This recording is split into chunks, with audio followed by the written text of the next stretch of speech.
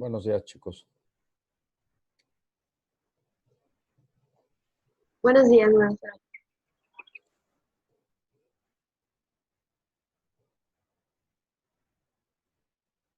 Vamos a esperar a que se conecte la mitad.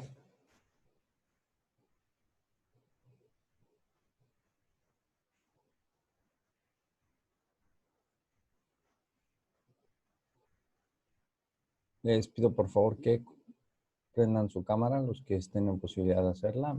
Recuerden que es indispensable que lo tengan.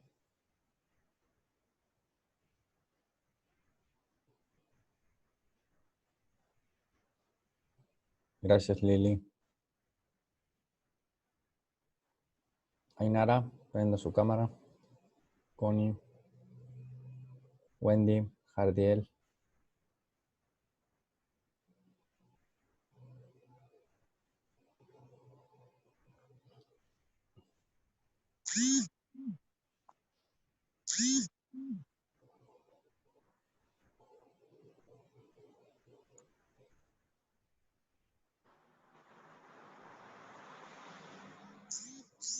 Andrés, prende tu cámara, por favor.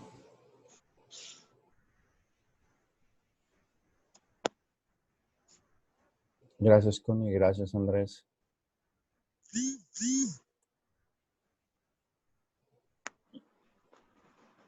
Gracias, Jardiel.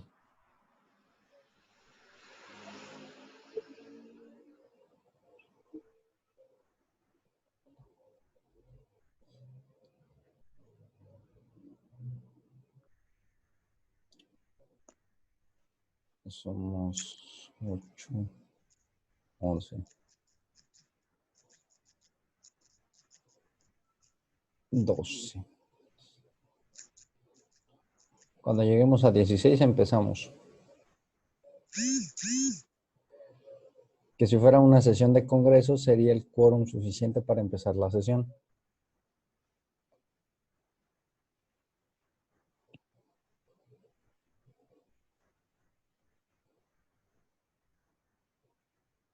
Ahí está. Ya es. Con esto ya podemos dar por comenzado. Muy buenos días.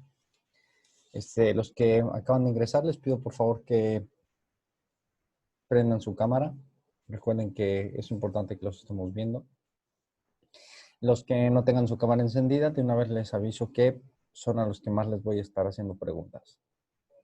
El que no conteste por vía voz o el que no conteste vía chat, pues me voy a dar por entendido de que no está participando en la clase. Maestro. Chale. ¿Qué pasó, Andresito? ¿Puedo apagar mi cámara para que me hagan preguntas? No te preocupes, de todos modos te voy a preguntar. No tienes que apagarla, al contrario. Bueno, comencemos. ¿Quién me puede decir, de forma abierta, un resumen de lo que vimos la clase pasada? A ver, Andresito, ¿tú qué querías participar? Pues vimos sobre lo de Miguel Hidalgo, ¿no? De que hizo su rebelión contra los españoles. Ok, ¿qué más? Pues iba de pueblo en pueblo liberando a los, ¿cómo se llama? A los mestizos. Y una vez llegó a México, a la Ciudad de México, pero como no había mucha gente inocente, no quiso pelear y por eso se alargó la guerra. Ok, muy bien, gracias, Andrés. A ver, Pedro Canul, ¿qué te acuerdas? Eso que mencionó Andrés es de la semana pasada, de la clase de que vimos el día lunes. ¿Qué recuerdas? Lo que yo recuerdo fueron lo que nos mencionó los otros personajes que participaron en la independencia que no son conocidos normalmente, Ajá. y sobre el movimiento de que hacía José María Morelos y Pavón. Ok, ¿qué nos puedes decir del movimiento de Pavón? Pues era como un tipo de movimiento insurgente que al momento que pasaba por un pueblo afectaba al pueblo al hacer como tiraba como pollos podridos y afectaba al poblamiento. ¿Y por qué los afectaba, Pedro? pues al pueblo afectaba porque no tenía nada que ver y ellos lo hacían y cuando lo vio que afectaba al pueblo José María Morelos, los dejó de hacer y se fueron para otro lado. Ok. Tenían que irse moviendo de ciudad en ciudad, pero dejaban, cuando tenían el control de las ciudades, dejaban a gente al cargo para que los realistas no volvieran a tomar el control de las ciudades, ¿sí? Pero las ciudades donde ellos recibían el apoyo, ahí se quedaban, o sea, ahí dejaban gente para que precisamente cuando llegaran los realistas no volvieran a tomar las ciudades. La misma gente del pueblo pues los convencían y los hacían que se unieran a la causa. Lo que sucedió en el sitio de Cuautla fue algo distinto porque ahí en Cuautla pues ahí fueron expulsados literalmente. ¿Por qué? Porque el ejército realista hizo todo lo posible para acabar con ellos y pues Morelos dice, ¿sabes qué? Pues la gente está muriendo por nuestra causa, la gente está pagando los platos rotos, pues vámonos de aquí y además aquí encerrados en Cuautla no vamos a poder hacer nada. Imagínate qué hubiera pasado si se hubieran quedado encerrados más tiempo ahí. La misma gente se hubiera hartado y los hubiera linchado. Daniel Rodrigo, ¿tú nos puedes decir qué nos puedes decir de del Congreso de Apatzingán? Doy chance, maestro. Creo que está fallando mi audio. ¿Qué nos puedes decir del Congreso de Apatzingán? Bueno, pues por lo que yo entendí, pues bueno, por lo que me acuerdo, fue sancionada un 22 de octubre del 1814.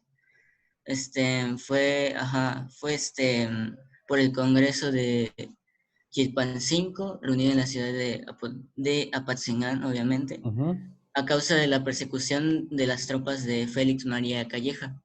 Muy bien, muy bien. Bueno, hasta aquí vamos bien.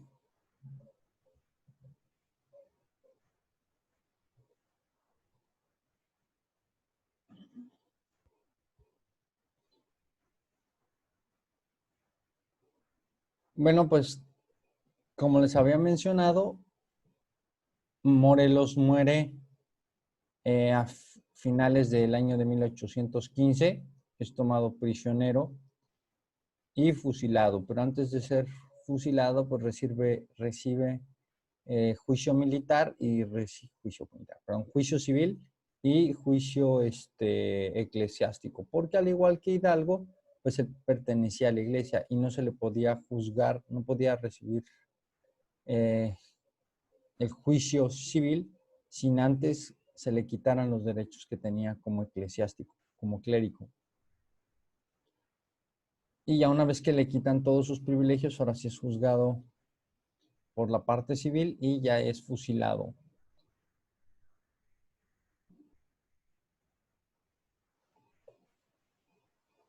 La fecha de su fusilamiento es el día 22 de diciembre de 1815 y es fusilado en Ecatepec, Estado de México. Con la muerte de Morelos, sí, quien toma la batuta del ejército insurgente son dos personajes que estuvieron al frente durante todo el movimiento. ¿Alguien me puede decir quiénes son estos dos personajes?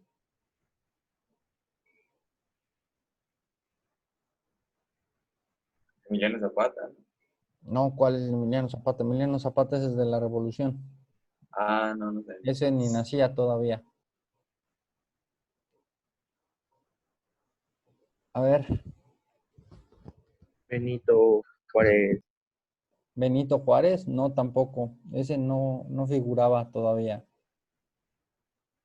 O sea, ya había nacido, pero no figuraba. Era un niño, podríamos decirlo todavía. Venustiano Carranza. No, también ese es de la Revolución. ¿Qué pasó ahí? Nadie. A ver. Vicente Guerrero. Vicente Guerrero, muy bien. Ese es uno. ¿Y el otro? Iturbide. Iturbide también aparece, Ainara, sí, pero en un principio Iturbide recordemos que era realista. Él era parte del ejército realista y de hecho Calleja lo considera como uno de sus favoritos y le da muchos privilegios a Iturbide y de hecho lo nombra el general del ejército insurgente. Pero a ver, ¿quién se convierte en el primer presidente de México? Guadalupe Victoria. Exactamente, muy bien, Guadalupe Victoria. Entonces, Guadalupe Victoria y Vicente Guerrero se convierten en los líderes del movimiento a la muerte de Morelos. Pero, además de estos dos personajes que encauzaron la lucha independentista de inicio a fin, aparece otro personaje que no estaba dentro de la historia y hablamos de Francisco Javier Mina. ¿Alguien ha escuchado hablar de este personaje, Francisco Javier Mina?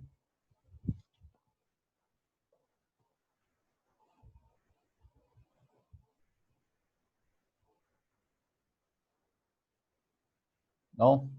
Bueno, Francisco Javier Mina es un español que vivía en España y combate a las fuerzas de Fernando VII en España.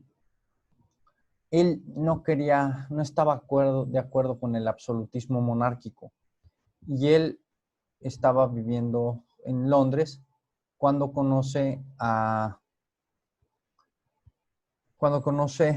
Fray Servando Teresa de Mier y Fray Servando le empieza a platicar de la situación que vivía en la Nueva España.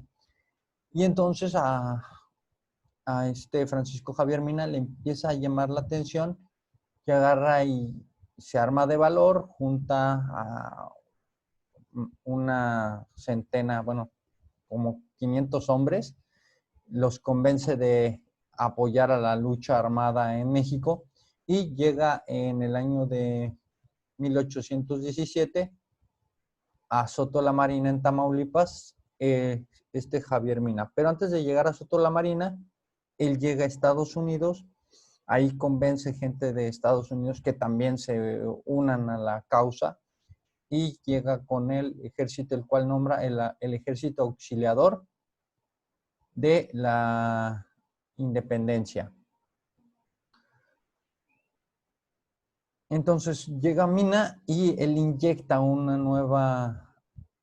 nuevo impulso a la independencia, porque cuando se veía, como yo les decía, estaban derrotados moralmente al haber perdido a Hidalgo, el primer líder, y luego pierden a Morelos, a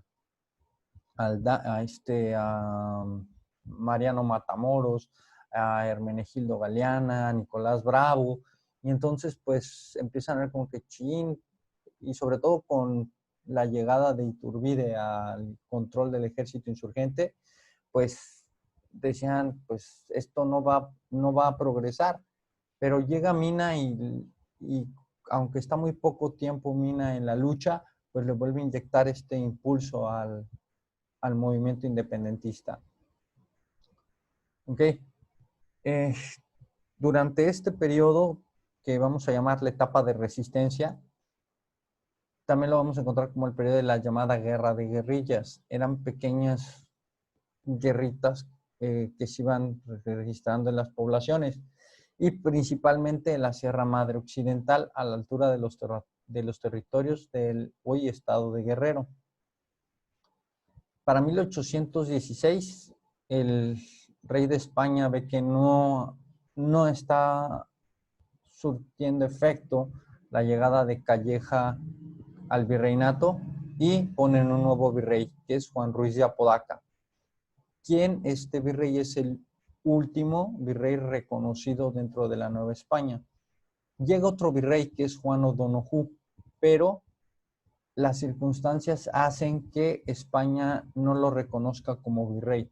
¿Por qué? Porque O'Donoghue es el que firma el Acta de Independencia de México. ¿Sí? Regálenme un segundo, chicos. Voy a...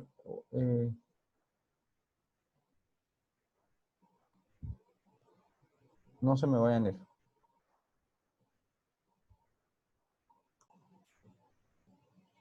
Bueno, entonces, retomando. Hay cambio de virrey y pues no es reconocido el último virrey, que era Juan O'Donoghue.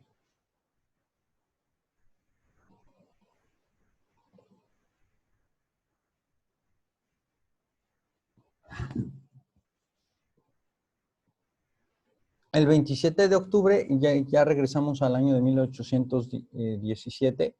El 27 de octubre, Francisco Javier Mina es capturado en el poblado del Venadito y es fusilado el 11 de noviembre de 1817. Esto cerca de Pénjamo, en Guanajuato. Y como les decía, este tiempo que él estuvo, pues le dio un nuevo impulso a la independencia.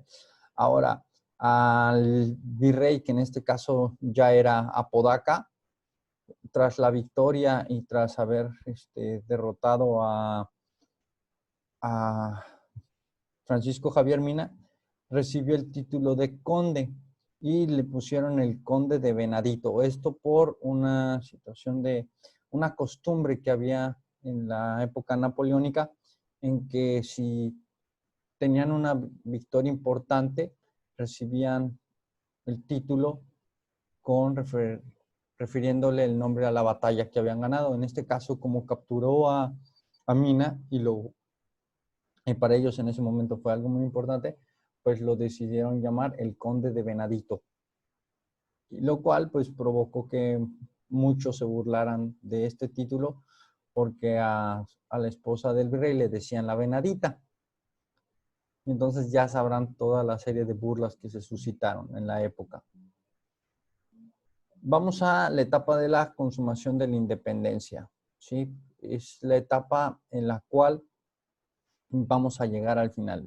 Hablamos del año 1820 y la presión en España era total, porque yo les había mencionado que en 1816 regresa ya Fernando VII, 1814, perdón, regresa Fernando VII a España después de haber derrotado a los franceses, y de 1814 a 1820 elimina lo que es la Constitución de Cádiz, porque vuelve a imperar un absolutismo monárquico. Pero la gente ya no está de acuerdo, ya la gente no apoya esta decisión, y entonces los grupos más fuertes en España empiezan a presionar a Fernando VII y lo hacen de nueva cuenta retomar la Constitución de Cádiz, y con ello pues volver a dividir al poder en tres partes, que es el poder ejecutivo, legislativo y judicial. Y pues es esto de volver a tomar las reformas de la Constitución de Cádiz, el volver a aceptar la eliminación de privilegios eclesiásticos, pues hizo que todos los grupos que apoyaban a la iglesia le dieran la espalda a la corona española. Y entre ellos fue parte del ejército insurgente, perdón, del ejército realista, comandados por Agustín de Iturbide. Y entonces deciden tanto realistas como insurgentes poner fin a la lucha armada. Ya estaban cansados de la lucha, ven que el único beneficiado en este caso era la corona española, y entonces deciden pactar y deciden llegar a una tregua para acabar con el movimiento y unificar al ejército insurgente con el ejército realista y convertirlo en el ejército trigarante, o el ejército de las tres garantías. ¿Alguien sabe cuáles son estas tres garantías?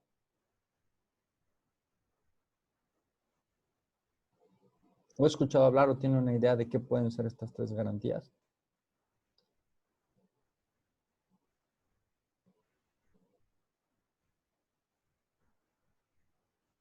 A ver, Connie, ¿tú qué piensas que puedo hacer cuando escuchas de garantías?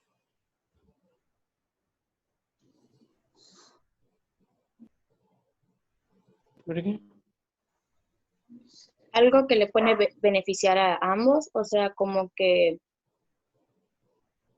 tienes una garantía de que te podría salir bien una cosa o no podría ser bien si hay algún problema por el estilo. Ok, algo, ¿qué es algo cuando te dicen está garantizado? Como prometido. Exactamente. Ajá, por ahí va. Como, Entonces, ¿tú qué crees que esté dentro de estas tres garantías? Algo que se haya prometido y que se buscara cumplir dentro de la lucha independentista. De hecho, ya te di una palabra.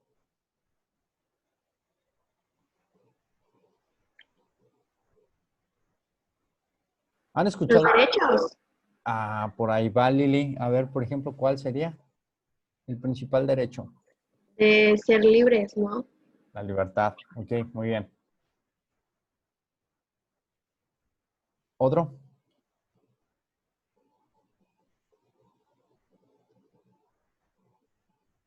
¿Puedo participar? Sí, claro. Creo que es estas garantías, por ejemplo, creo que es MC2, que defendía la religión católica Exacto, y muy la bien. independencia mexicana. Muy bien. Y creo que otro sería la unión de España con el Estado Independiente de México. Perfectamente bien contestado, Miguel Barea. Las tres garantías son independencia, unión y la religión. En este caso, ¿cuál era la religión? La católica. ¿Sí? Entonces, deciden formar el ejército trigarante y para ello,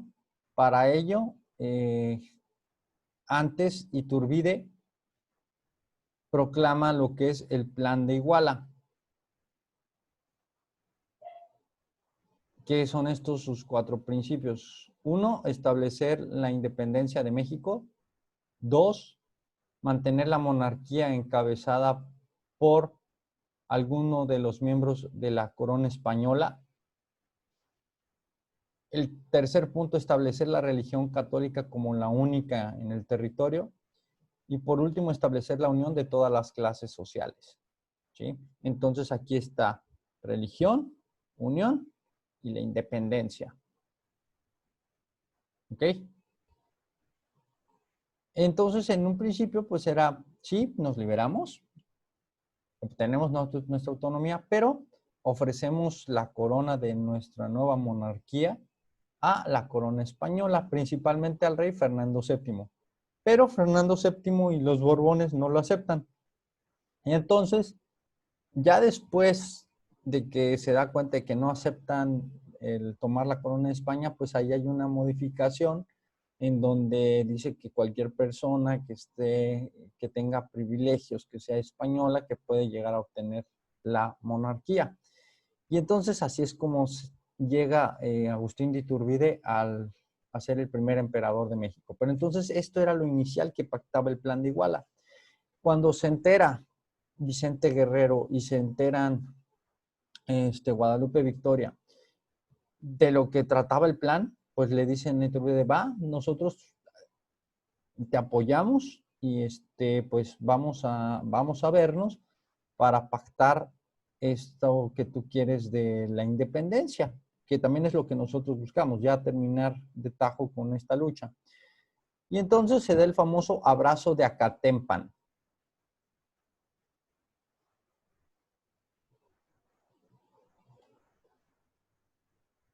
¿Sí? Se reúnen en Acatempan y aquí es donde deciden unificar el ejército y formar el ejército trigarante. En 1821 llega a la Nueva España el virrey Juan O'Donoghue, pero él solamente llega unos meses y dentro de sus tareas que hizo fue pues firmar el acta de independencia. Pero yo les decía que España se vale decir que él no tenía autorización para poder firmar este documento, ni siquiera había sido nombrado había recibido el nombramiento oficial por parte de la corona española para poder firmar el acta de independencia. Motivo con el cual le dio España para que por más de una década estuviera insistiendo en que el territorio de México no había logrado su independencia. Hasta que muere Fernando VII es cuando reconocen ya realmente la independencia de México. Pero mientras España no quitaba el dedo del renglón, España estaba que no, que el territorio es mío, y intentó varias veces reconquistarlo. Y aquí, en esta parte de la reconquista, pues va a aparecer un personaje que muchos consideraban un traidor y un vendepatrias, que es Antonio López de Santana. Entonces, el 24 de octubre de 1821 se firman los tratados de Córdoba, esto en Veracruz. ¿Qué implicaba el Tratado de Córdoba? Pues el firmar el acta de independencia, el cual pues se rompían estos 11 años de lucha y se daba fin a la independencia de México. El 27 de septiembre se da la entrada triunfal del ejército trigarante a la Ciudad de México.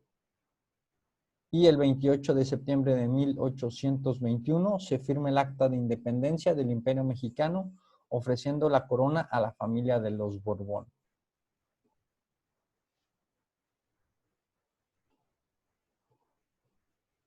Entonces, con esto termina la parte final de la independencia de México. Y pues muchos dijeron, pues lograda la independencia ya no vamos a tener ningún problema. La realidad es que empezaron los verdaderos problemas para México. ¿Alguien tiene una idea del por qué? ¿Puedes repetir la pregunta? Sí, que lograda la independencia empezaron los verdaderos problemas para México. ¿Alguien sabe por qué? Porque creo que porque al no tener respaldo de España, creo que mucha gente, o sea, muchos otros países empezaron a como que codiciarlo. Aparte por sus riquezas en oro y plata, también lo codiciaban por sus terrenos. Esto es muy cierto, ¿eh? Esto es muy cierto. Recordemos que para ese entonces estaba la idea del imperialismo y Inglaterra, Francia, Estados Unidos misma van a intentar hacerse del territorio nacional. Los que crean rebeliones, pues lo vamos a ver más adelante, ¿quiénes son? Los franceses y los norteamericanos. Los ingleses, pues no tanto. Los ingleses lo único que querían era que les pagáramos el dinero que les seguimos debiendo. Pero el deseo mundial en ese entonces era el de extender imperios, extender el dominio territorial. Y estos territorios que les menciono, pues estaban interesados en que México lograra su independencia. ¿Para qué? Para que ya una vez, sin que tuvieran que depender de España, tener la oportunidad de tener el control de estos territorios. Así es que ellos mismos, estos mismos países, van a ser los mismos que van a apoyar la independencia de México. Van a decir, oye, pues ya España acepta que perdiste el territorio. Nosotros reconocemos a México como una entidad independiente. ¿Sí? Y a mediados de los años 30 va a aparecer la famosa doctrina Monroe. ¿Recuerdan qué era la doctrina Monroe?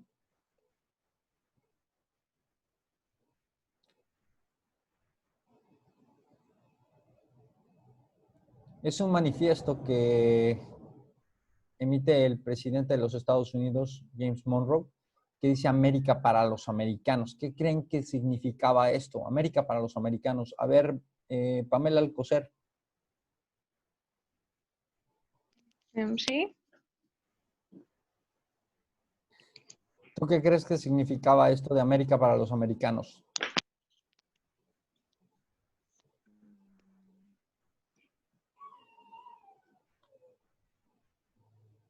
Que el territorio de América es solo para los americanos. Ok. A ver, Miguel.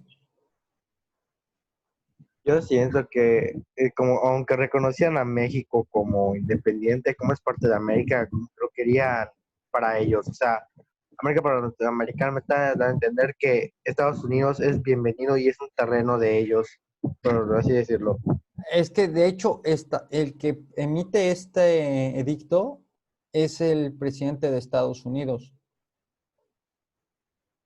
Y lo que hacía era blindar a los territorios americanos de cualquier invasión europea, diciéndole, hey, América es solamente para los americanos, pero también es como diciendo, el único que puede conquistar estos territorios soy yo. ¿Sí? Pero esto no lo dice, pero esta es la forma en que se interpreta, que es el tratado, este edicto de lo que es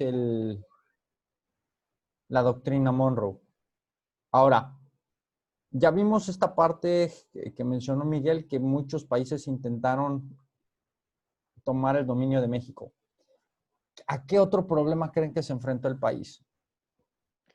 Que no sabían cómo dirigirlo. O sea, es decir, que desde mi punto de vista siento que es como si, ok, vamos a lograr la independencia, ya la logramos, ¿y ahora qué hacemos? ¿Cómo dirigimos un país? O sea, ¿hacia dónde? Exactamente, Ainara. Esa fue una de las principales problemáticas. Que dijeron, ok, ya la logramos, ¿y ahora cómo nos vamos a regir? Tan es así que, fíjate, en un inicio aceptan que se haya dado la situación de crear un imperio. Y a los pocos años quitan el imperio y se establece la famosa república. Es decir, ya no tenemos un emperador, ya vamos a tener la figura de presidente. ¿Sí? O sea, no había un modelo de gobierno que tuvieran una idea fija desde inicio, es decir, desde la independencia, decir, este va a ser nuestro modelo de gobierno. ¿Alguien más?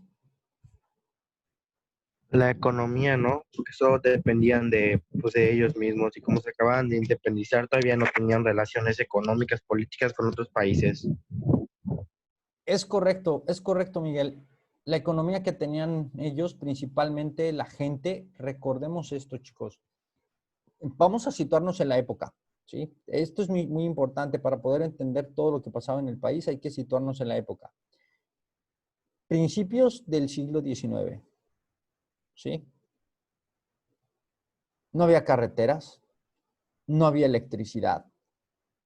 Me refiero a carreteras pavimentadas, ¿eh? Sí había carreteras de terracería, pero no había carreteras pavimentadas, no había electricidad,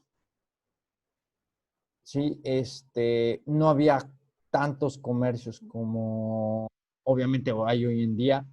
No había desarrollado en el país una industria y entonces la mayoría de la gente se concentraba en el centro del país. Había muy pocas poblaciones en la parte del sur y sobre todo en la parte del norte no había tanta población. Y los recursos pues no llegaban tanto al norte y al sur. Y la mayoría de estos poblados tenían una actividad económica de autoconsumo. Es decir, que lo que tenían era para su subsistencia. No había esta cuestión de comercializar, de poderse hacer de su dinero. Lo que tienes es para que tú lo consumas y listo. Y esto generó, pues, que al darse la independencia, como dijo Miguel, pues, a ver de cómo le hacemos para sobrevivir. Y también el territorio, al lograr la independencia, yo les decía en un inicio, en las primeras clases, que es como cuando ustedes se van de la casa. Cuando alguien dice, ¿sabes qué? Me voy. Ajá, te vas. ¿Y qué vas a hacer cuando te vayas? Si no tienes tu dinero ahorrado, ¿cómo le vas a hacer para sobrevivir? ¿Qué es lo que hacen muchos cuando dicen, me voy, pero papá préstame o mamá préstame dinero para en lo que encuentro algún trabajo, encuentro algo, me pueda mantener? Fue lo mismo que hizo México. México, una vez que logra su independencia, lo primero que hace es pedirle dinero prestado a España. Dice, ¿sabes qué, España? Pues ya me liberé de ti, pero préstame dinero, ¿no? Oye, Francia, no tengo dinero, ¿me prestas? Y poco a poco toda esta deuda se va convirtiendo en la famosa deuda externa. Es la deuda externa, pues es el dinero que se le pide hacia afuera, ¿sí? A los territorios para poder apoyar la economía de México. Hoy en día ya no es tanto el trato directo con los países de decir préstame. Ahorita ya hay instituciones financieras que se encargan de esto, como el Fondo Monetario Internacional, el Banco Mundial, etcétera, etcétera. ¿Ok? Pero estas fueron las principales problemáticas que encontró México ya como un país independiente. Crisis económica, crisis política y crisis social. ¿Por qué la crisis social?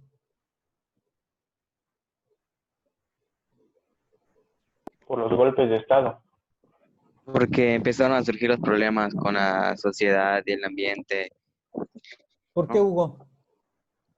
Porque empezaron a Es surgir cierto lo que dices, pero ¿por qué? No sé, tal vez falta de gobierno, o sea, como apenas está empezando México, ¿no? Tal vez la forma de llevar el gobierno o el control sobre el país no era tan correcta, pues tampoco ahorita es correcta, pero pues no era tan avanzada como se puede hacer ahorita, ¿no? Y poco a poco así la sociedad no estaba de acuerdo o algo así, surgían los problemas poco a poco, ¿no? Surgieron las rebeliones, ¿ok? Eso puede ser una de las causas de las crisis. ¿Alguien más?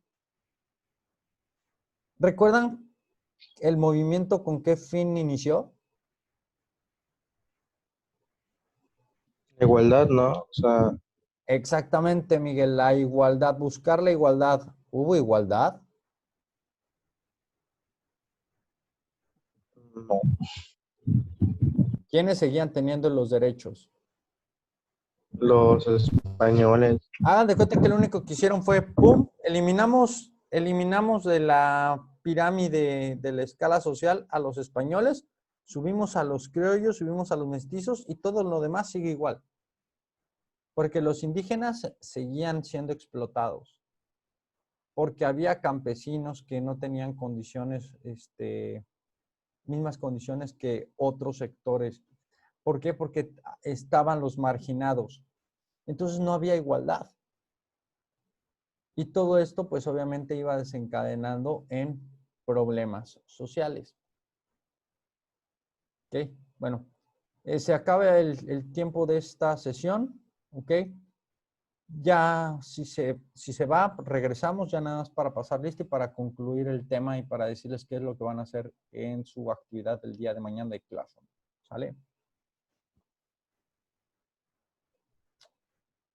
Por lo pronto, ¿alguien tiene alguna duda o quiere externar algo acerca de este movimiento? Entonces, que alguien me diga qué vamos a celebrar el próximo año.